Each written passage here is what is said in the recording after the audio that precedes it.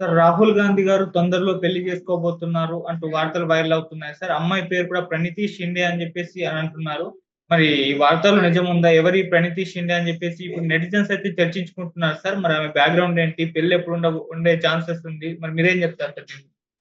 రాహుల్ గాంధీ పెళ్లి ఈ వార్త ఇప్పుడు దేశవ్యాప్తంగా వైరల్ అవుతుంది. ఆల్రెడీ గత కొంతకాలంగా బీజేపీ వాళ్ళు రాహుల్ గాంధీకి ఎవరెవరితోనో సంబంధాలు అంటగట్టి పెళ్లి చేసుకుపోతుందని ఒక దుష్ప్రచారం అయితే చేస్తున్నారు.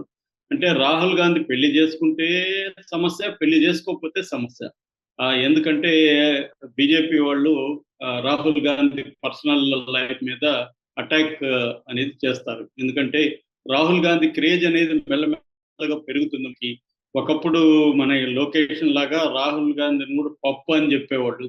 కానీ రాహుల్ గాంధీ బిగినింగ్ లో కూడా అతనికి అధికారం పట్ల పెద్ద ఇంట్రెస్ట్ లేదు, రాజకీయాల పట్ల పెద్ద ఇంట్రెస్ట్ లేనట్టుగానే బిహేవ్ చేసేవాడు. అప్పుడప్పుడు సడన్ గా మాయమైపోయి కొద్ది రోజులు ఎక్కడ ఉండేవాడో తెలిసేది కాదు.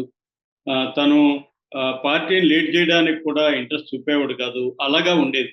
దాని తర్వాత తనకు అర్థమైంది, ఇదే నా లైఫ్, నాకు వేరే మార్గం లేదు, నేను లీడ్ చేయాల్సిందే. ఎందుకంటే తను తప్ప కాంగ్రెస్ పార్టీని లీడ్ చేయడానికి ఇంకొక వ్యక్తి లేరు.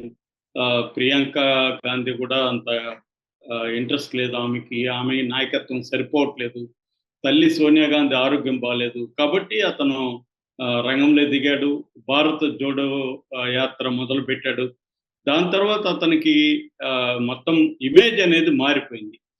లోకేష్‌కి కూడా యువగలం ఎట్లయితే హెల్ప్ అయిందో రాహుల్ గాంధీకి అంతకంటే కూడా బాగా హెల్ప్ అయింది. దానివల్ల దాదాపు ఒకప్పుడు 100 సీట్ల వరకు కాంగ్రెస్ సాధించుకోగలిగిందంటే కేవలం రాహుల్ గాంధీ ఇమేజ్ వల్ల తప్ప ఇంకోటి కాదు.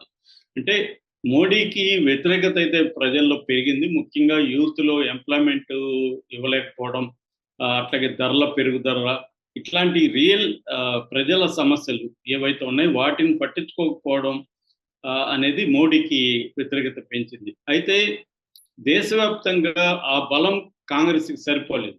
అట్లాగే ఇండియా కూటమిలో ఉండే లుకలుకలు కావచ్చు, ఐక్యత లోపించడం కావచ్చు, ఆప్ కేజ్రీవాల్ కావచ్చు, ఇట్లా మమతా బెనర్జీ కావచ్చు, శరద్ పవార్ కావచ్చు, ఇలాగ వీళ్ళు ఎవరికి వాళ్ళు తాము ప్రధానమంత్రి కావాలని కోరుకోవడం కావచ్చు, వీటన్నిటి వల్ల కూడా ఇండియా కూటమి కొంత వెనుకబడింది. లేకపోతే అసలు ఈసారి ఇండియా కూటమి అధికారంలోకి రావాల్సిన పరిస్థితి ఉంది. దగ్గరకు వచ్చి ఆగిపోయింది. ముఖ్యంగా ఆంధ్రప్రదేశ్, బీహార్ ఈ 2 కలిసి మోడీని సేవ్ చేశాయి. లేకపోతే ఇండియా కూటమి అధికారంలోకి వచ్చుండేది.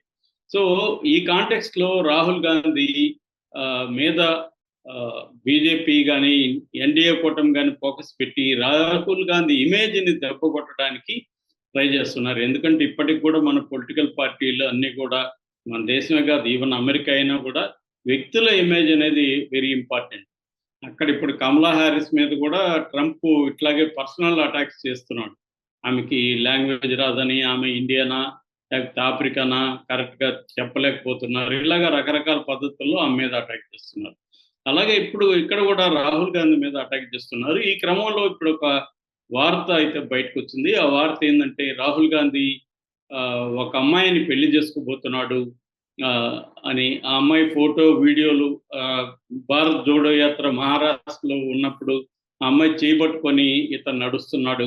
సో వీళ్ళిద్దరూ పెళ్లి చేసుకోబోతున్నారు అనే ఒక వార్త అయితే గుప్పుమన వైరల్ అయింది. అయితే దీన్ని ఖండించలేదు, అట్లని దీన్ని నిర్ధారించలేదు కూడా ఎవరు.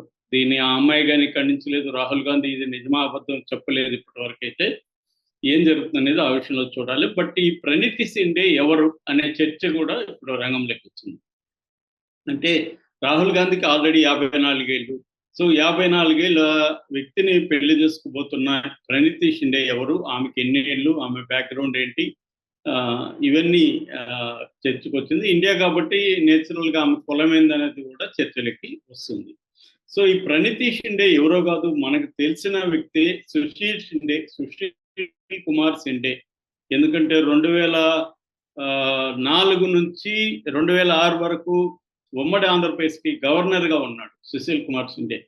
సో అందువల్ల మనందరికీ తెలుగు వాళ్ళకి తెలుసు ఆయన సుశీల్ కుమార్ షిండే. వాళ్ళ కూతురే ఈ ఈ అమ్మాయి.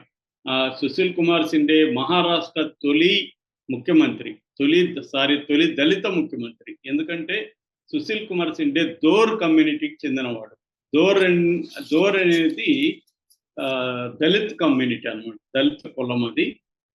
వాళ్ళు తోలు పరిశ్రమలో ఎక్కువగా పనిచేస్తుంటారు. అట్లాగే కొంత వ్యవసాయంలో ఉండడం, తర్వాత వెదురు బుట్టలు అల్లడం, ఇట్లాంటి వృత్తుల్లో కూడా వాళ్ళు ఉంటారు. దీన్ని దోర్ పోలీస్ అని కూడా అంటారు. దోర్ అంటే కన్నడలో దొడ్డ అనే పదం నుంచి వచ్చిందని కూడా చెప్తారు. ఎందుకంటే ఈ దోర్ కమ్యూనిటీ కర్ణాటకలో, మహారాష్ట్రలో ఎక్కువ ఉంటుంది. కొంతవరకు తమిళనాడులో, ఆంధ్రప్రదేశ్లో కూడా కొన్ని చోట్ల దోర్ కమ్యూనిటీ ఉంటుంది. వీళ్ళనే టొక్రే కోలీస్ అని కూడా అంటారు. టొక్రే అంటే వెదురు బుట్టలో వెదురుతో పనిచేసే దాన్ని టొక్రే అంటారు. టొక్రే కోలీస్ అని కూడా అంటారు. వీళ్ళు కర్ణాటకలో అయితే వీరశైవ కక్కలు అంటారు అనమాట. అంటే వీళ్ళు ఎక్కువగా కక్కయ్య మహారాజ్ అనే ఒక గురువు నుంచి వీళ్ళకి ఆ పేరు వచ్చిందని చెప్తున్నారు. ఎక్కువగా నాసిక్, థానే, గ్రేటర్ ముంబై ఈ జిల్లాల్లో మహారాష్ట్రలో ఎక్కువ ఉంటారు అనమాట. ఈ దోర్ కమ్యూనిటీకి చెందిన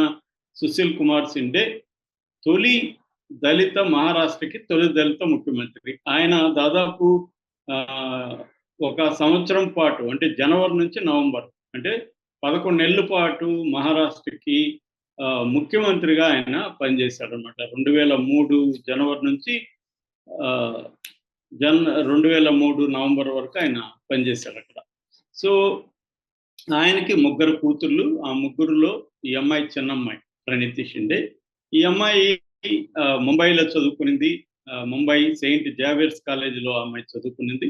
దాని తర్వాత ఆ అమ్మాయి ఒక ఎన్జిఓ పెట్టుకునింది, జై జువై అనే ఒక ఎన్జిఓ పెట్టుకొని ప్రజాసేవలో కూడా చాలా చురుకుగా పాల్గొంటుంది. అట్లాగే వాళ్ళ నాన్న రాజకీయ వారసత్వాన్ని ఆ అమ్మాయి కంటిన్యూ చేయడం కోసం ఆల్రెడీ 3 సార్లు ఆ అమ్మాయి సోలాపూర్ సెంట్రల్ నుంచి ఎన్నికైంది.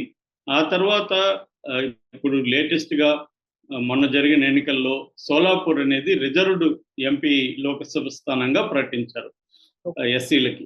సో దాంట్లో నుంచి ఈ అమ్మాయి ఎంపీగా ఇప్పుడు సోలాపూర్ ఎంపీగా ఎన్నికైంది. మనకు తెలుసు రాహుల్ గాంధీ బరేల్ నుంచి ఎంపీగా ఉంటున్నాడు.